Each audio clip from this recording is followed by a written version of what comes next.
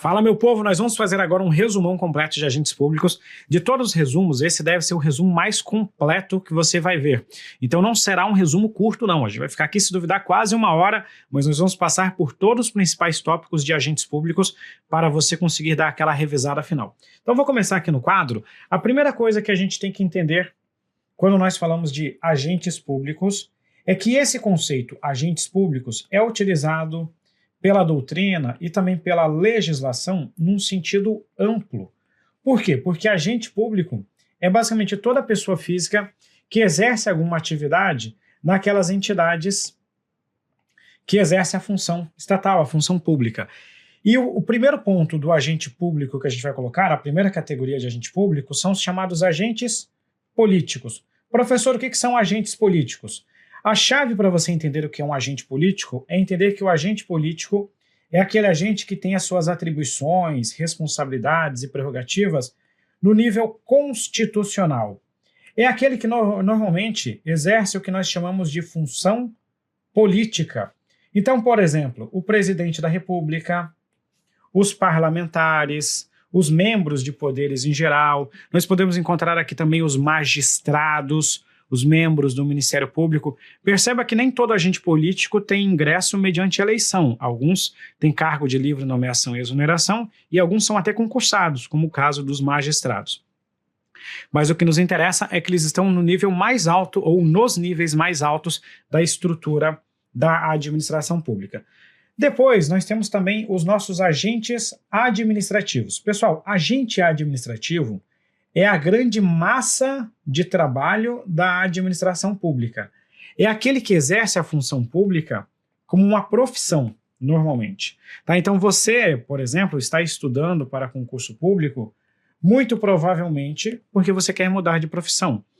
Alguns autores chamam esses agentes administrativos de servidores públicos em sentido amplo.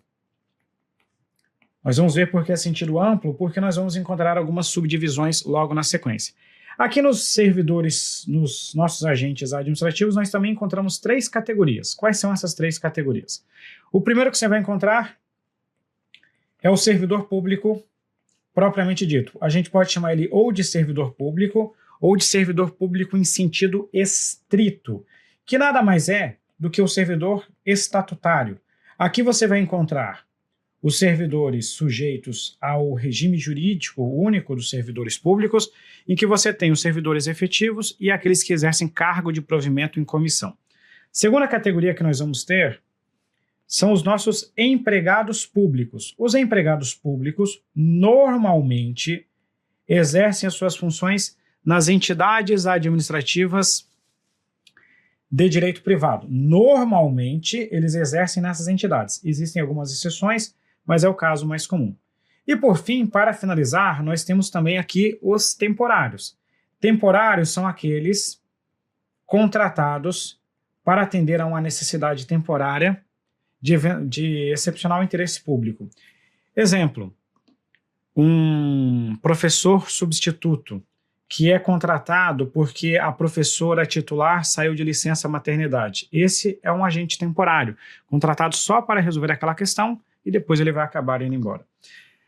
Terceira categoria que nós vamos encontrar aqui é uma categoria que também terá subdivisões, que são os particulares que atuam em colaboração com o poder público. Nessa categoria aqui, nós vamos encontrar, por exemplo, os agentes delegados. O que são os agentes delegados? Agentes delegados são particulares que recebem delegação do Estado para prestar um serviço público. Por exemplo, o motorista de uma concessionária de serviço público, enquanto ele está exercendo aquela atividade, ele é um agente público. Então ele entra nessa categoria de agente delegado. Então são particulares que recebem delegação do Estado para exercer a função pública.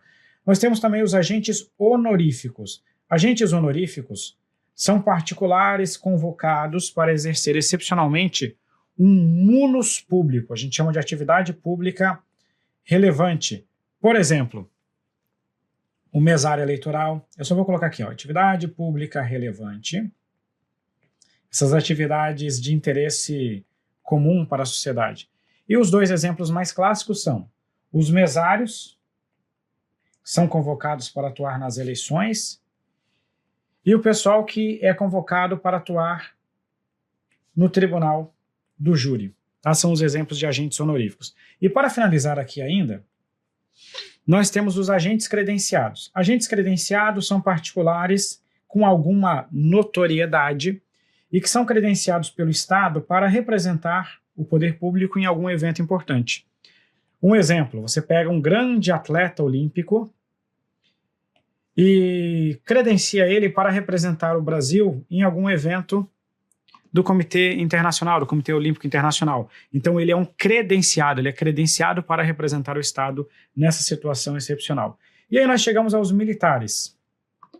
Professor, o que são os militares? Bom, você sabe que existem militares tanto nas Forças Armadas, como também os militares dos estados. Então aqui eu estou falando FFAA é Forças Armadas, tá? Militar do Exército, da Marinha e da Aeronáutica, que é no âmbito federal. Nós temos os militares das polícias militares e também os militares do Corpo de Bombeiros Militar. Tudo isso aqui é considerado agente público. Então esse é o nosso primeiro resumo. Resumo do termo agente público. O segundo resumo que eu tenho que trazer para vocês é a diferença entre cargo público, vamos colocar aqui o primeiro, cargo público. Bom, a gente sempre escuta falar nessa expressão, cargo público, eu gostaria de ocupar o meu cargo público e tal. Mas, afinal de contas, o que lá é um cargo público? Quando a gente fala de cargo público, o cargo público é a mais simples e indivisível unidade de atuação. E essa mais simples e indivisível unidade de atuação é ocupada por um servidor público. Então, existe uma relação de causa e efeito aqui. O cargo público é ocupado pelo servidor público e o servidor público é aquele que exerce cargo público. Eu vou até colocar em extenso para que não haja qualquer confusão. Então nós estamos falando aqui dos servidores, aqueles servidores públicos em sentido estrito, os tais dos servidores estatutários. Cargo público acontece normalmente nas entidades de direito público, por isso que aqui você vai encontrar o regime estatutário. Exemplo. Quem exerce cargo público no âmbito federal está sujeito às regras da Lei 812. Isso quer dizer, então, que nós temos uma lei que trata do regime jurídico. Cada ente da federação tem essa sua lei. E onde que você encontra cargo público? Cargo público você vai encontrar nas entidades de direito público. Então, por exemplo, na administração direta, você encontra cargo público. Na administração autárquica, você encontra cargo público. Então, eu vou colocar aqui, ó. Normalmente, a gente vai encontrar o cargo público no âmbito da administração pública direta, a administração autárquica e também nas fundações públicas de direito público. É aqui que você encontra cargo público. Depois a gente vai ver que essa regra, hoje em dia, ela vem sendo meio que excepcionada, mas eu vou explicar melhor quando eu falar agora dos empregos públicos. Próximo caso, que você sempre vai escutar na Constituição Federal, é o conceito de emprego público. Afinal de contas, o que é um emprego público? Emprego público nós também vamos conceituá-lo como a mais simples e indivisível unidade de atuação. Porém, o emprego público é acometido não a um servidor, mas a um empregado público. Então, por exemplo, um empregado público da Petrobras exerce um emprego público. Esse vínculo aqui ele não é estatutário, ele é um vínculo de natureza contratual. Quer dizer, então, que aqui existe uma relação bilateral. Você vai assinar um contrato de trabalho e esse contrato de trabalho terá a manifestação de vontade de você como funcionário e da empresa estatal como sua empregadora. E isso tudo é regido pela CLT, a Consolidação das Leis do Trabalho. Consegue perceber, então, que é um regime um pouco diferente. E ainda quando eu falo do regime de emprego público, tem uma terceira característica. Em regra, aqui não é absoluto, tá? Em regra, você encontra empregos públicos nas entidades administrativas de direito privado. Por que que agora eu coloquei em regra? Porque, pessoal, existem várias exceções. Tá? A regra é você encontrar emprego público nas entidades administrativas de direito privado. Só que essa regra não é absoluta. Por exemplo, se a gente pegar os consórcios públicos de direito público, consórcio público de direito público, o regime de pessoal do consórcio público é um regime de emprego público. Se eu pegar os conselhos de fiscalização de atividade profissional, os conselhos de fiscalização são entidades de direito público, mas o regime de pessoal é de emprego público. Então, existem empregos públicos em entidades de direito público. Isso é excepcional, não é a regra, mas existe. É importante você saber que existem essas exceções, porque às vezes elas aparecem em prova. Mas a regra é cargo público no direito público, emprego público no direito privado. Pelo menos em regra é essa organização. E o último caso que a gente vai colocar aqui, que você também vê na Constituição Federal, é a tal da função pública.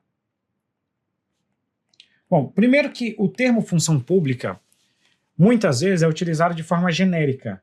Nós utilizamos a expressão função pública para designar um conjunto de atribuições.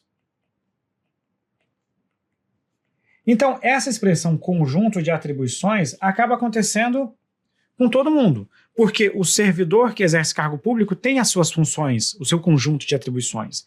Quem exerce o emprego público também tem um conjunto de atribuições, as suas competências. Mas existem algumas atribuições que nós vamos chamar de função autônoma. E o que é essa história de função autônoma? Nós temos dois casos de função autônoma que você já conhece. Primeiro, é a função temporária. O temporário, aquele que é contratado para atender à necessidade temporária de excepcional interesse público, ele não exerce nem cargo e nem emprego público. Ele exerce uma função pública, uma função temporária. É só você imaginar a seguinte lógica: a professora ou o professor contratado para substituir uma outra que saiu de licença maternidade não tem como ocupar o cargo, porque o cargo é daquela professora que está de licença. A que está de licença é que é a dona do cargo. Então o que você está fazendo ali? Está exercendo as funções dela temporariamente. Então você exerce uma função temporária. E o outro caso é a chamada função de confiança. O que é a função de confiança? Segundo a Constituição Federal, as funções de confiança podem ser acometidas aos servidores efetivos para o exercício de atribuições de direção, chefia e assessoramento. Pode ser um chefe de um setor, um auxiliar de um juiz. Esse exerce aquela função de confiança. Tá? Então, aqui nós fizemos um resumo importante, tá, sobre o que é o cargo público, o que é o emprego público e também o que é a função pública. Não esqueça desses três conceitos, porque isso volta e meia acaba aparecendo em questão de concurso público. Pessoal, agora nós vamos avançar para um bloco em que rapidamente, aqui bem rapidamente mesmo, eu vou trazer para vocês os direitos constitucionais, as regras sobre os agentes públicos. Só que agora eu vou falar das disposições sobre os agentes públicos conforme consta na Constituição Federal. Primeira regrinha que eu vou colocar aqui para vocês. A Constituição Federal traz para a gente um conjunto de regras sobre concurso público.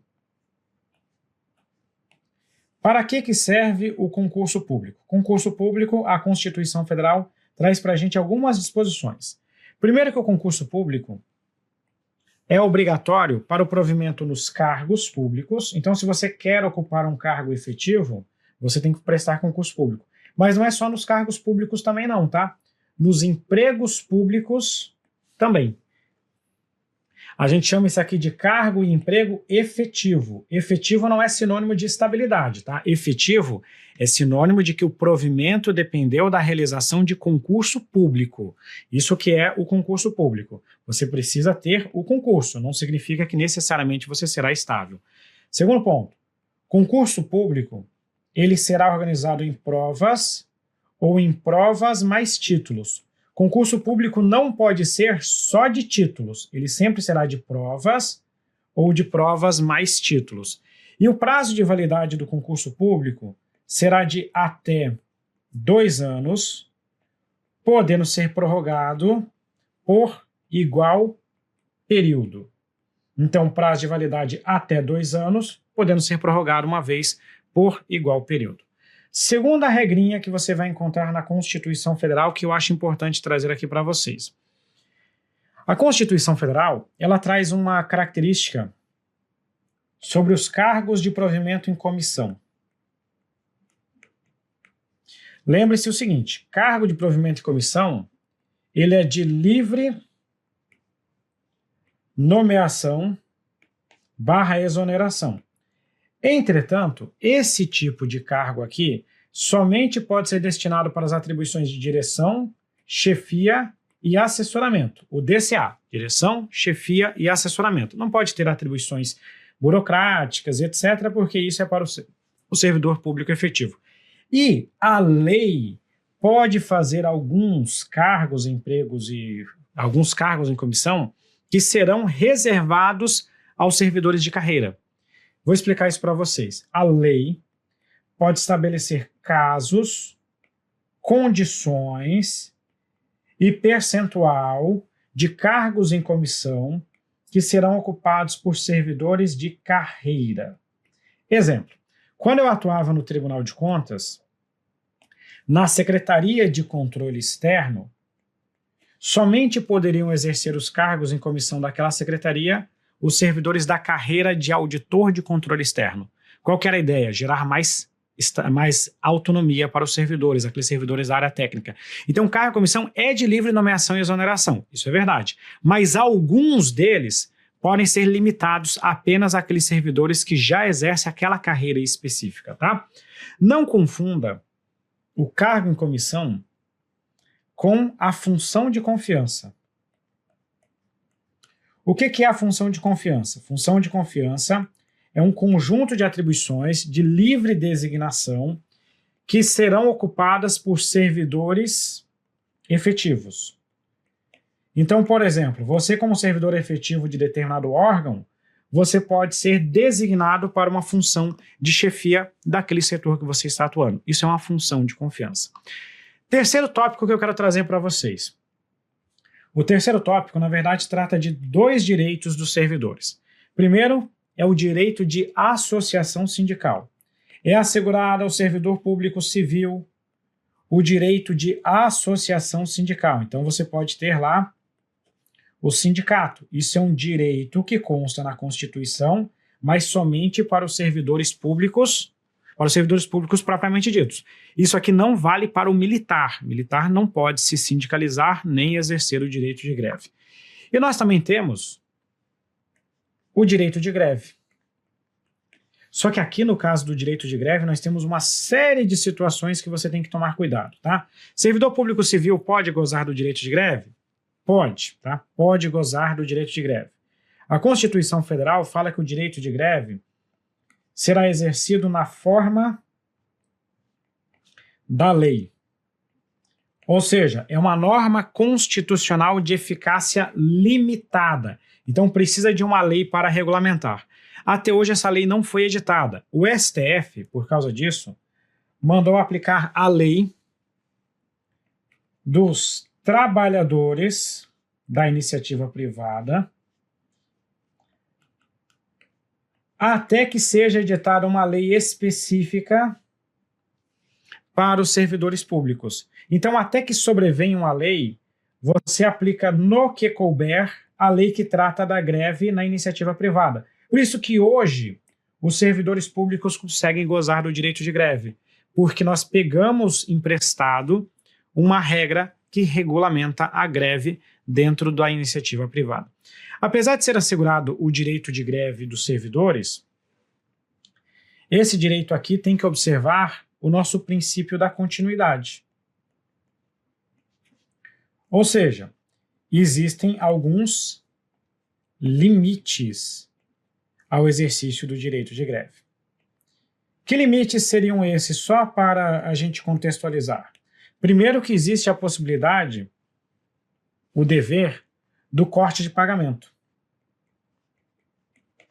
Se o servidor começa a gozar da greve, o pagamento dele é cortado. É possível fazer depois um regime de compensação. Se houver acordo, você pode fazer uma compensação, mas a autoridade pública deve cortar o pagamento do servidor, exceto se a greve nasceu de uma conduta ilícita do Estado. Exemplo, o Estado não pagou o salário do servidor público. Aí não pode cortar o pagamento porque o motivo da greve foi justamente uma falha do Estado. Agora, se é uma greve reivindicando melhores condições de trabalho, aumento salarial e etc., entrou em greve, corta o pagamento, mas é possível fazer um regime de compensação. O STF também diz pra gente que os policiais, eu vou colocar direto aqui, ó, servidores da segurança pública, tá? O que inclui aqui os policiais civis e outras categorias. Policiais civis e servidores da segurança pública não podem gozar do direito de greve. Isso é a interpretação do STF. E a Constituição Federal já veda a greve por parte dos militares. Avançamos para outro assunto ainda dentro dos nossos direitos constitucionais. Agora, eu quero trazer um outro tópico aqui importante para vocês. Nós vamos falar sobre o regime de acumulação de cargos. Afinal de contas, é possível realizar a acumulação de cargos, empregos e funções? Nós vamos começar com a regra geral. A regra é o seguinte: não é possível fazer a acumulação. A Constituição Federal diz pra gente que, como regra, não é possível acumular de forma remunerada cargos, empregos e funções. Então, a acumulação remunerada, apesar de a Constituição falar acumulação remunerada, nós sabemos que na prática quase tudo é remunerado. Então, a priori, genericamente, nós falamos que isso aqui é vedado. Essa vedação, ela tem um sentido amplo, porque ela alcança o cargo público, o emprego público e também a função pública. Então você não pode acumular cargos, empregos e funções públicos. E a vedação, o alcance dela, minha caneta está dando umas falhas aqui, mas vamos lá. O alcance dessa vedação vale para a administração pública direta, a administração pública indireta, então aqui eu tenho autarquias, fundações, empresas públicas e também as sociedades de economia mista. Alcança ainda as subsidiárias das entidades administrativas e também as entidades controladas pelo poder público. Então a vedação, você percebe que ela tem um alcance bastante abrangente, tá? Então em toda a administração pública, mais as subsidiárias e as entidades controladas pelo Estado. Legal, essa é a regra. Mas se essa é a regra, eu posso dizer para vocês então que existem exceções. Se eu estou falando de exceções, eu vou trazer aqui hipóteses em que será possível acumular. Para que haja a possibilidade de acumular, nós precisamos observar 3 regrinhas, que eu vou destacar aqui para vocês agora. Regra número 1, para que haja acumulação. Me ajuda aí, vai colocando aí no seu quadro para mim. Regra número 1 é a chamada compatibilidade de horários. Bom, você não pode estar em 2 locais ao mesmo tempo. Então nós precisamos ter compatibilidade de horários. Regra número 2. Regra número 2, você vai anotar aí, mas depois eu vou explicar como que funciona, tá? Tem que observar o teto constitucional. Calma que eu já vou explicar como que funciona a situação do teto constitucional. E a regra número 3 é que a acumulação se enquadre nas hipóteses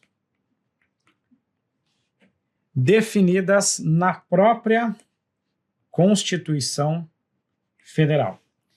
Vou começar de baixo para cima. Quando eu falo de hipóteses previstas na Constituição, você tem que lembrar o seguinte: só a Constituição Federal pode criar hipóteses de acumulação.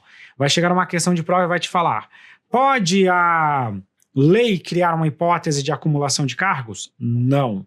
Só a Constituição pode criar hipótese de acumulação. Aí vamos lá.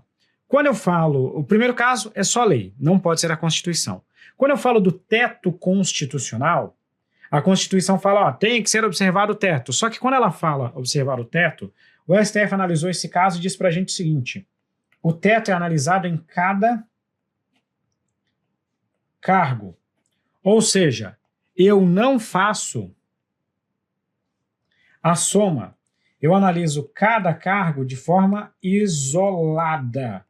Então, se você pega um agente público que, por exemplo, ele é médico no estado e médico no município, em um ele ganha 25, no outro ele ganha 25, dá 50 mil, e o teto é 40, ele não está extrapolando o teto. Mas, professor, 25 mais 25 dá 50, mas eu não somo. Eu analiso eles de forma isolada. Então vai funcionar o seguinte: eu vou acumular. Vamos supor hipoteticamente que o teto constitucional, daqui a pouco a gente vai falar do teto, está em 50 mil reais. Aí o cara tem o cargo A ganhando 25 e ele tem o cargo B ganhando 25. Bom, vamos diminuir esse teto de 50, vamos diminuir esse teto para 40, para ficar melhor. Se eu somar os dois, dá 50. Só que eu não analiso pela soma. Não é somando os dois. Eu não faço esse somatório. Eu analiso os dois, as remunerações, de forma isolada. Então, 25 está ok, 25 está ok. Está dentro do teto constitucional remuneratório. É individualmente e não pelo somatório. E, por fim, sobre a compatibilidade de horários. Houve todo um debate se poderia a lei, a jurisprudência, estabelecer um limite de carga horária. E o STF disse que não. O STF disse o seguinte: a Constituição não coloca limite de horas. Então não pode nem o administrador, nem o legislador estabelecer um limite de horas. Então não importa se é 60, 70, 80, não importa quantas horas você tiver, você pode fazer a acumulação. Tá? Ok. Quais são essas hipóteses que eu falei para vocês que estão na Constituição Federal quando a gente fala de acumulação remunerada de cargos, empregos e funções? Quando eu falo de acumulação, epa, que deu o bicho aqui. Quando eu falo de acumulação, eu vou separar a acumulação em duas categorias. O primeiro, eu vou chamar aqui de principais casos. Quais são os principais casos de acumulação? Me ajuda aí. Bom, o primeiro caso, você pode exercer 2 cargos privativos ou 2 cargos de professor. Essa é a primeira hipótese de acumulação. Segunda hipótese de acumulação, você pode exercer um cargo de professor mais um cargo técnico ou científico. E ainda, você pode acumular 2 cargos.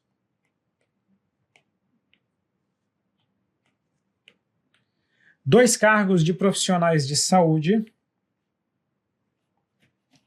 com profissões regulamentadas. Tá? Essas são as 3 hipóteses que a Constituição traz genericamente para acumulação. 2 de professor, 1 de professor com técnico científico ou 2 de saúde. Perceba aqui mais uma observação. Nunca a Constituição deixa acumular 3 ou mais cargos. Nunca. Sempre o máximo que você vai ter de acumulação é a acumulação de 2 cargos públicos. 3 não pode, mas aí eu vou aproveitar e explicar uma outra coisa. A vedação trata de acumulação de cargos públicos. Vou pegar aqui um caso de um professor. Pessoa é professora na rede pública de ensino. De manhã dá aula numa escola pública. À tarde e à noite ela dá aula em outras 3 ou 4 escolas privadas. Pode isso? Pode. A vedação é a acumulação de cargos públicos. Você pode ter no máximo 2 públicos dentro dessas condições. Agora, emprego na iniciativa privada, isso não tem limite a princípio, tá? Ok, é só isso que tem de acumulação? Não. Nós ainda temos outros casos de acumulação. Quais são esses outros casos de acumulação? São casos que estão espalhados ao longo da Constituição Federal. Primeiro caso de acumulação. o vereador. O vereador, se houver compatibilidade de horários, ele pode exercer o cargo público dele se ele for cargo efetivo. Exemplo, um professor pode dar aula e ser vereador se houver compatibilidade de horários. Segundo caso, os magistrados. O que são os magistrados? São os nossos juízes. Tá? Os magistrados, eles podem exercer um cargo de professor ou um cargo no magistério, que seria um cargo de professor. A mesma regrinha do magistrado se aplica aos membros do Ministério Público. São os nossos promotores, procuradores, eles também podem, os membros do Ministério Público também podem exercer um cargo de professor. Outra hipótese de acumulação. Militar. A Constituição Federal admite que o militar das Forças Armadas da área de saúde acumule mais um cargo de saúde com prioridade para a atividade militar. E o último caso, que é um caso relativamente recente, foi uma emenda constitucional que adicionou, fala que os militares do DF e dos estados podem exercer a acumulação daqueles principais casos que nós vimos antes. Eles podem se enquadrar naqueles principais casos. Então, um professor, por exemplo, de um colégio militar, pode exercer um outro cargo de professor a título de ilustração. Lembrando que não existe militar nos municípios. Então, esses são os casos de acumulação. Vamos avançar mais um pouquinho agora, e o próximo assunto que eu vou trazer para vocês trata do teto constitucional. Já que é um assunto que a gente está falando bastante, vamos falar um pouquinho aqui sobre teto constitucional remuneratório. Eu não sei se você sabe, mas dentro da administração pública existe um teto, muitas vezes violado, né, por meio de artimanhas aí que o pessoal vai usando, mas existe um teto constitucional e, teoricamente, ninguém poderia ganhar mais a título de remuneração e quaisquer outras espécies remuneratórias do que um ministro do STF. E é sobre o teto que a gente vai começar a conversar agora. Vamos entender como é que funcionam as regras do teto constitucional? Então vamos lá. Quando nós falamos do teto, item número 1, existe um teto que nós chamamos de teto geral. O que é o teto geral? Teto geral é aquilo que ganha o ministro do STF. Esse aqui é o nosso limite. Esse é o limite máximo, ministro do STF.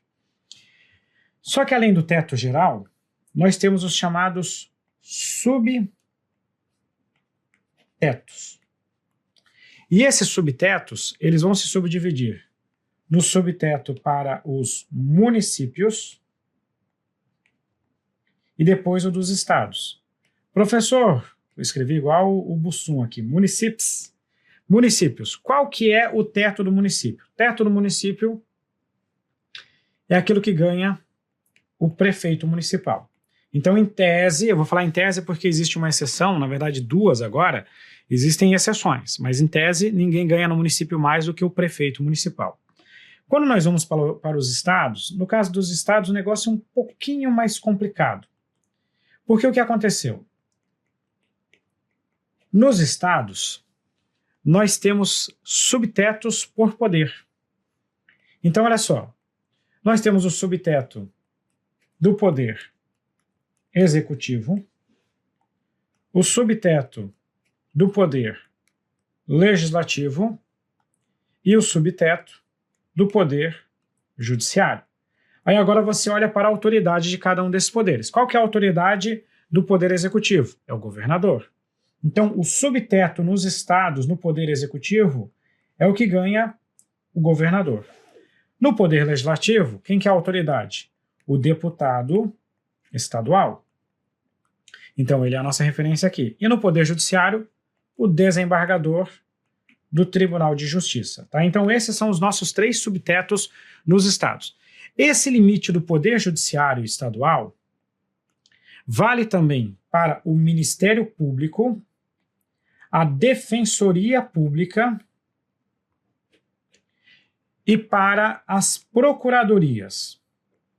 Lembra que eu comentei com vocês que o prefeito é o limite no município? Existe uma exceção. Na verdade, existem duas hoje.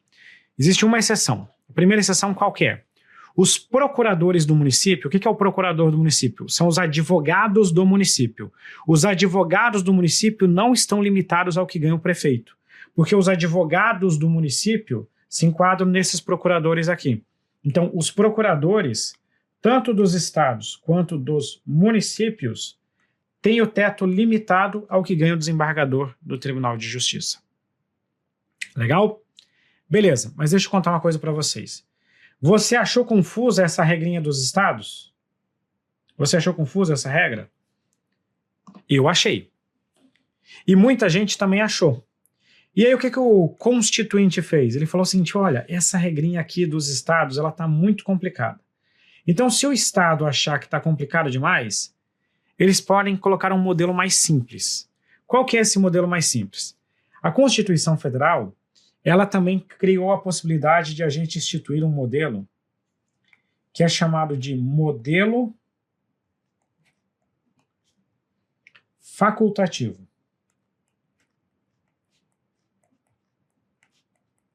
Bom, o próprio nome está dizendo aqui para a gente. Esse modelo aqui, ele é... Deixa eu ver se eu consigo movimentar isso. Esse modelo aqui ele é um modelo facultativo. Então, ele não é obrigatório. Os estados podem, os estados e o Distrito Federal, podem, por meio de emendas,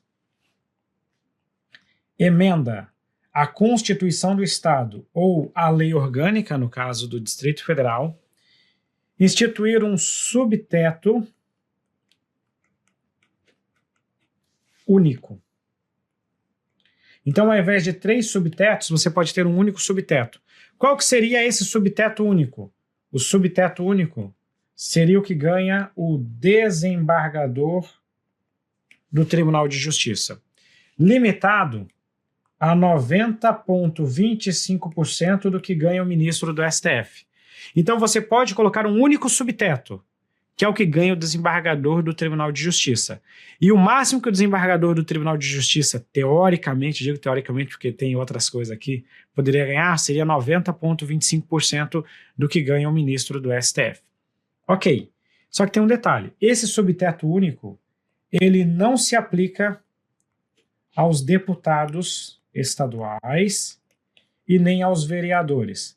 E antes que venha aquele aluno que sempre vem, né, quando você coloca uma regrinha aqui, aí vê o pessoal revoltado, eu entendo a revolta de muita gente, vem com aquele papinho. Esses pilantras ficaram fora do teto, o Brasil é feito para não funcionar. Não é isso, meu filho, não é isso, meu jovem padawan. É que a Constituição já tem regras da remuneração dos deputados estaduais e dos vereadores, que vai ser mais baixo do que isso. Então, para que eles não tentassem dar um golpe e colocar uma remuneração mais alta para eles, não pode, porque eles têm que seguir uma regra específica na Constituição que trata do subsídio dos deputados estaduais e dos vereadores.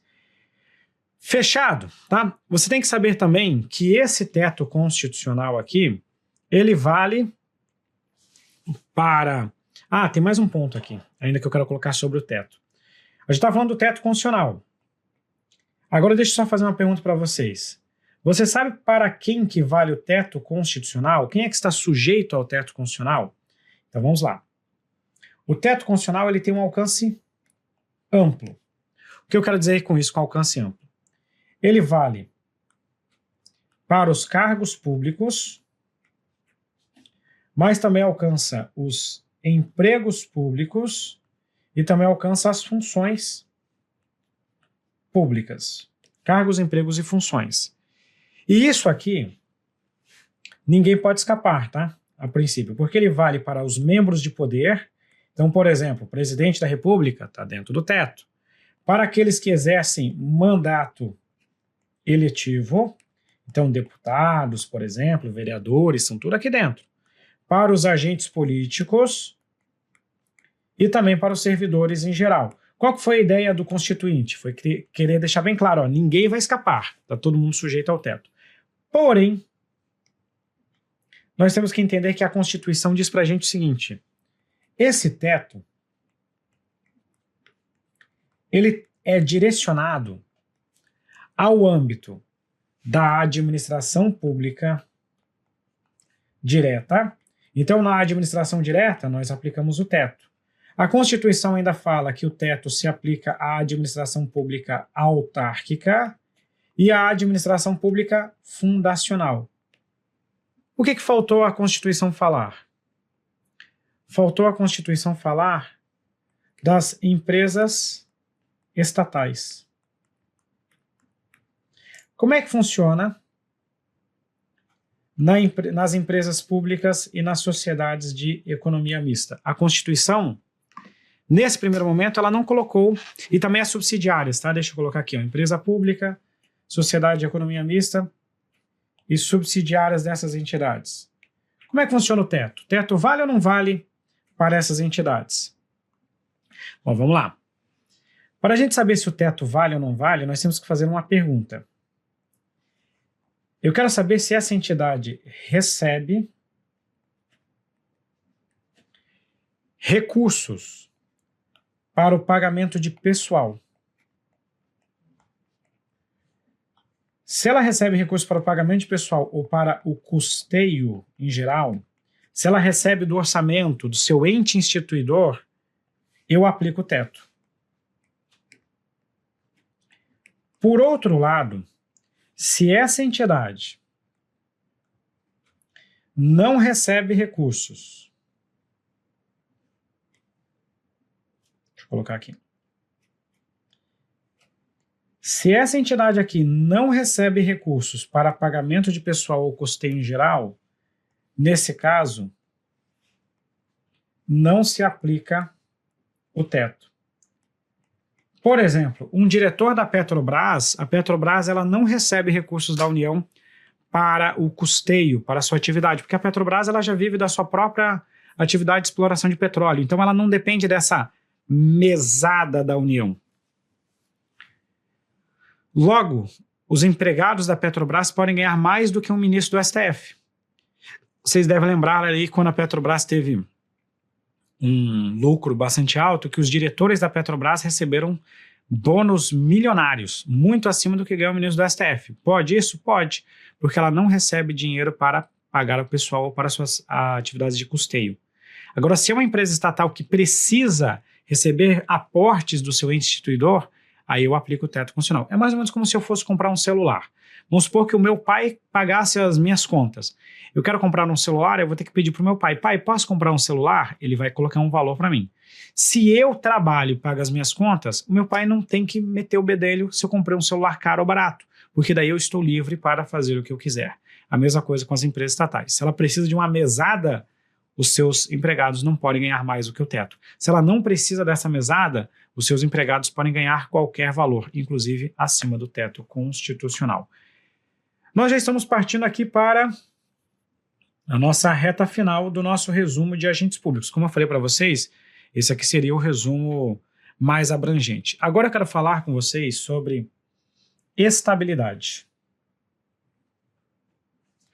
Você está estudando pra caramba aí para concurso público e muito provavelmente um dos seus principais objetivos é alcançar a estabilidade. Mas quais são os requisitos para que você adquira estabilidade?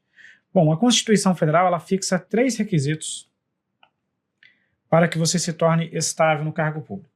Requisito número 1, tem que se tratar de cargo de provimento efetivo. Ou seja, tem que ser aquele cargo cujo provimento depende de concurso público. Só cuidado, tá? O simples fato de ter concurso gera estabilidade? Não. Por que não? Empregado público faz concurso e não tem estabilidade. Então, concurso não é sinônimo de estabilidade, tá? Tem que ser cargo público efetivo, porque emprego público também tem concurso, mas não tem estabilidade.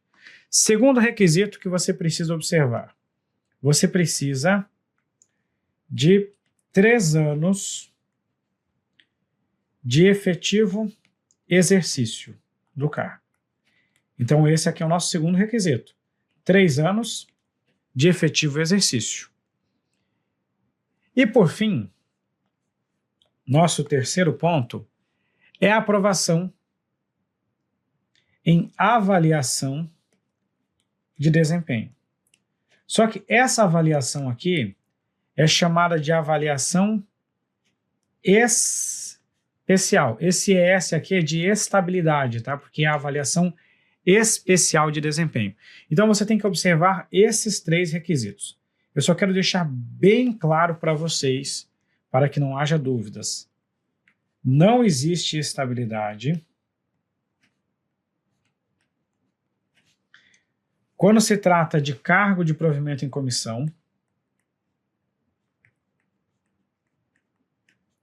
e também não existe estabilidade quando se trata de emprego público. Emprego público, a priori, né, pelo menos nos Correios, teria que ter a motivação para demitir, mas ainda assim é possível demitir. Então ele não tem estabilidade. Passada a parte da estabilidade, agora eu vou fazer a seguinte pergunta.